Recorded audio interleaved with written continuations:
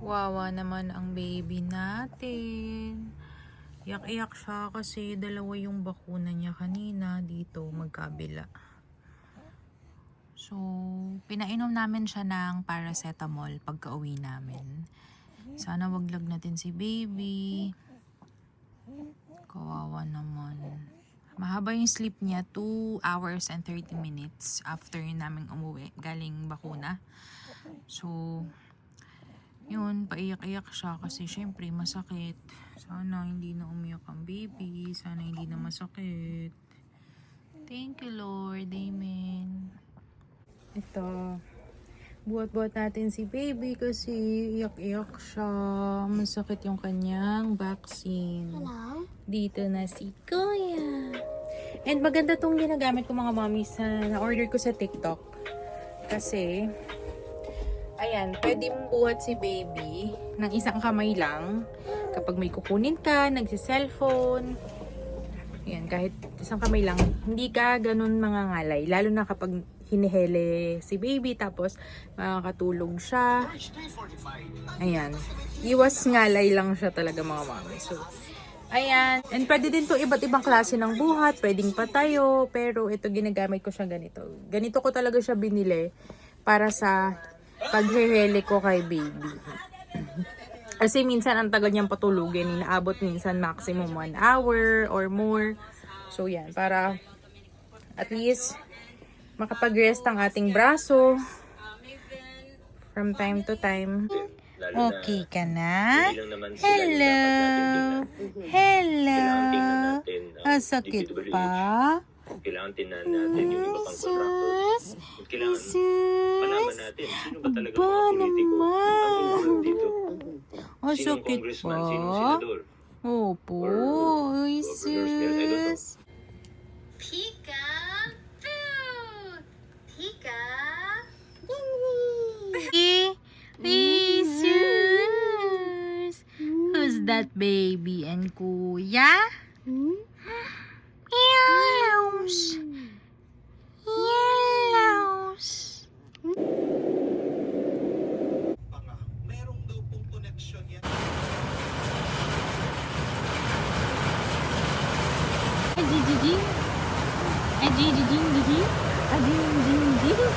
Look at this. Super helpful to mga mommies. Itong gamit namin.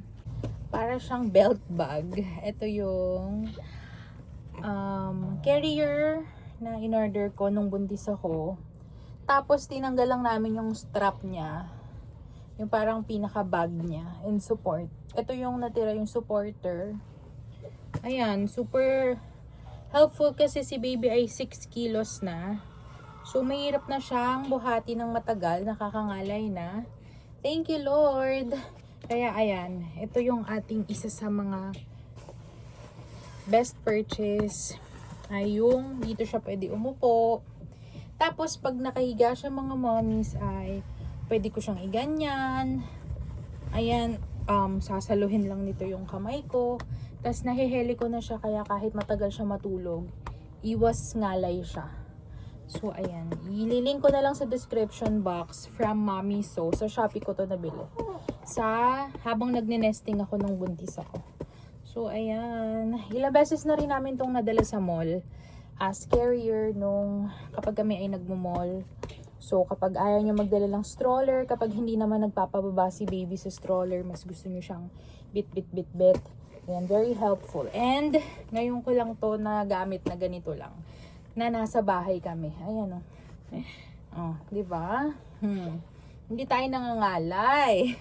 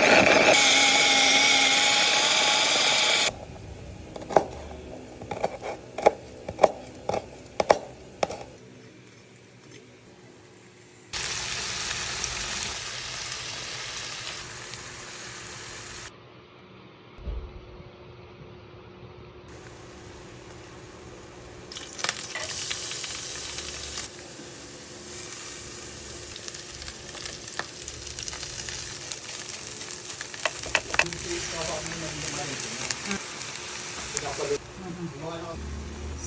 friend.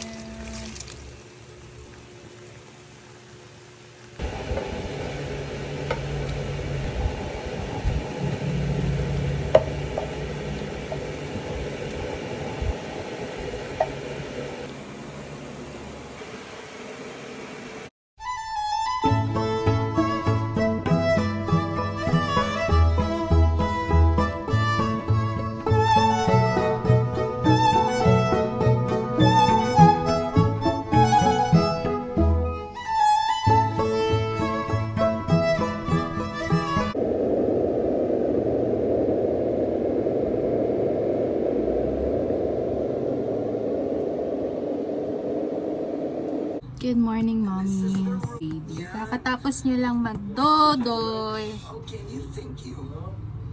Dodoy. And habang ako ay nagpapump. So, tomorrow, baka umalis ako, magde-deliver ako sa isa sa ating mga branches. Sa Robinsons or Mita. Ito na ang ating mga stocks. Na nag-work from home yung aking staff na si Kim. Pinauwi ko yung mga material. Pinauwi ko sa aking nail artist yung mga materials for Prime Nails. Nag-work from home siya. And then, nagmi-meet na lang kami once a week para ibigay sa akin yung stocks. And then, ayun, siya ay work from home. So, bukas, deliver tayo. Kasi day off ni Paolo sa weekend. So, yun. Pwede ako mag-deliver. May magbabantay kay baby.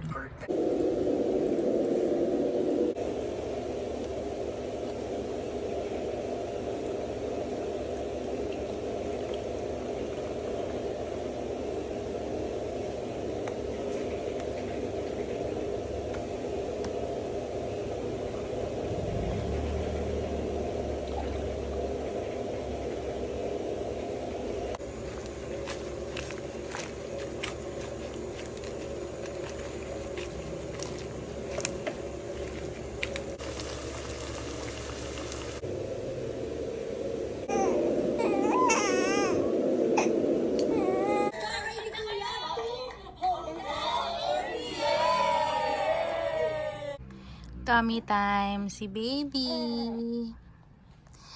Medyo tumatagal na yung tummy time niya pero hindi niya pa rin gusto. Hindi siya nakakatagal ng 10 minutes. But I think that's normal as long as every now and then ita-tummy time natin si baby. Si baby ay 3 months old and 1 week. Actually, 3 months and 2 weeks na ata. Yay! So, bago siya dumede, tummy time ko siya. And then, after niya magdede, like 30 minutes or 1 hour after, tummy time ko uli siya. Para ma-practice yung kanyang pagdapa-dapa, yung kanyang strength sa kanyang balikat, leeg, head. Ayan. Nagsundo kami kay Prime, kasama si baby. Kasi bumili kami ng kanyang distilled water. So, hello Kenzie. Hello Kenzie. Hello. Kaka-start pa lang niya kaya hindi pa siya ganun kainis. Pero ayan, nagsistart na siyang mainis. Ayan po. Nagagalit na ang baby. So, papainumin na natin siya ng milk. Schedule na kasi ng kanyang pagdede. Okay. Kaya, super helpful mga mommies na gagalit na siya. Super helpful nito kasi pag nagwawala, ayan, tak-tak na lang. This one pala is 4 ounces. And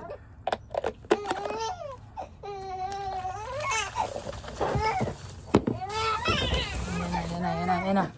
Ayan na. Ano to? Ano po ito?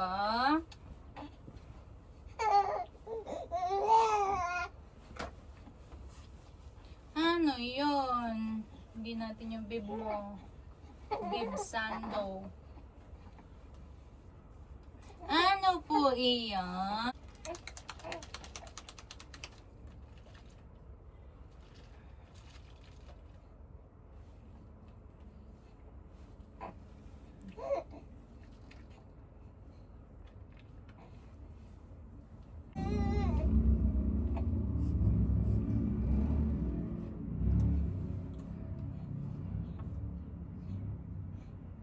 And then, habang dumidete si baby, ako ay nagpa-pump. Kasi, para isasabay na natin. Like, every 2 hours, every 2 to 3 hours dede niya. Tapos ako, every 2 to 3 hours din nagpa-pump.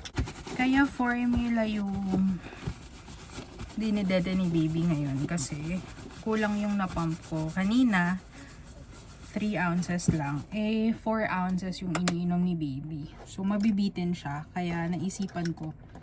So, ganun yung routine namin. Every time na kulang yung napapump ko, doon kami nagsusupply ng formula. So, minsan, halininan, nagpapalatch pa rin ako. Pero, not enough kasi sa kanya yung latch lang. Gusto ko full feeding pa rin siya kasi like every 30 minutes, magugutom uli siya kapag parang latch lang. Unlike sa bottle feeding na talagang full feedings yung nagagawa namin. And talagang nabubusog siya and nasa-satisfy siya. So, ayan. Ayan, dede si baby. Gutom na gutom, oh. Gutom na gutom.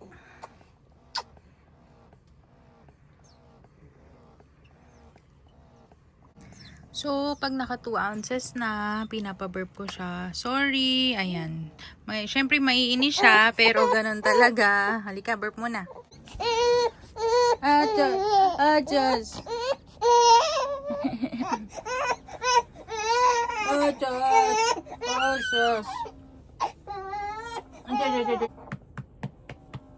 Burp na, burp na.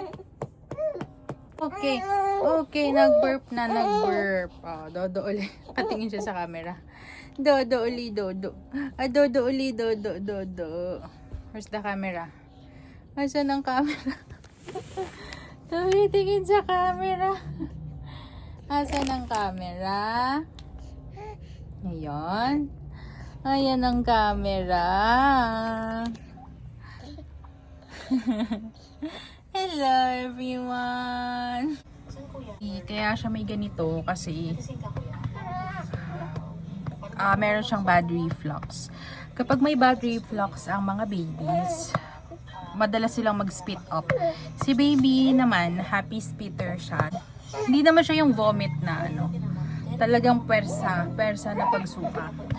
Normal spit up lang siya. Hindi siya due to overfeeding. Kasi kahit 1 ounce lang yung inumin niya, nagsispit up pa rin siya.